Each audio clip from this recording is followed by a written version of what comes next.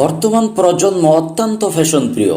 নিজ নিজ বৈশিষ্ট্য অনুযায়ী প্রত্যেকেরই ফ্যাশন সচেতনার ধরন ভিন্ন ভিন্ন।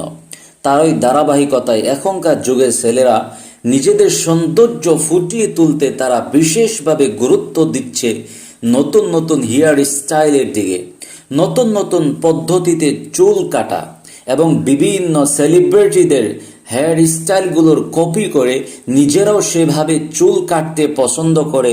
অথচ রাসূলুল্লাহ সাল্লাল্লাহু আলাইহি ওয়াসাল্লাম এরশাদ করেছেন, যেটা উল্লেখ করা হয়েছে সুনানু আবি দাউদ হাদিস নম্বর 4031, মান তাশাব্বাহা বিকওমিন ফাহুয়া মিনহুম। অর্থাৎ যে ব্যক্তি কোনো সম্প্রদায়ের অনুসরণ করবে, কোনো সম্প্রদায়ের সাদৃশ্যকে অবলম্বন করবে, সে তাদের অন্তর্ভুক্ত হবে। অর্থাৎ বোঝা গেল, যে ব্যক্তি কোনো ধর্মের ব্যক্তিদের অনুসরণ করল, সে সেই ধর্মের অনুসারী হিসাবে গণ্য করা হবে। অর্থাৎ হিন্দু, বৌদ্ধ, খ্রিস্টান, ইহুদি, নাসারা ইত্যাদি যে কোনো ধর্মের যদি কোনো ব্যক্তি অনুসরণ করে, তাদেরকে ফলো করে, তাহলে সেই ব্যক্তি সেই ধর্মেরই অনুসারী হিসাবে বিবেচনা করা হবে।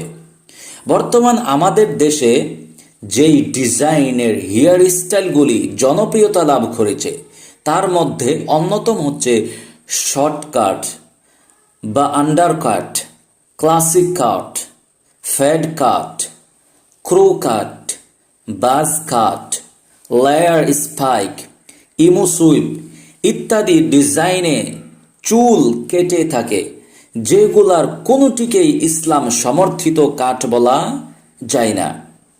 কারণ প্রতিটি স্টাইলে মাথার কিছু অংশে বড় চুল ও কিছু অংশে ছোট চুল রাখা হয়, কোনো কোনো ক্ষেত্রে কিছু অংশ ছেঁটে ফেলা হয়।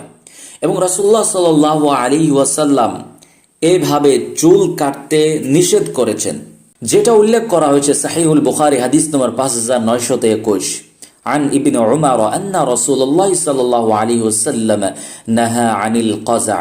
ইবনে উমর রাদিয়াল্লাহু তাআলা আনহু থেকে বর্ণিত, তিনি বলেন, রাসূলুল্লাহ সাল্লাল্লাহু আলাইহি ওয়াসাল্লাম কাজা থেকে নিষেধ করেছেন।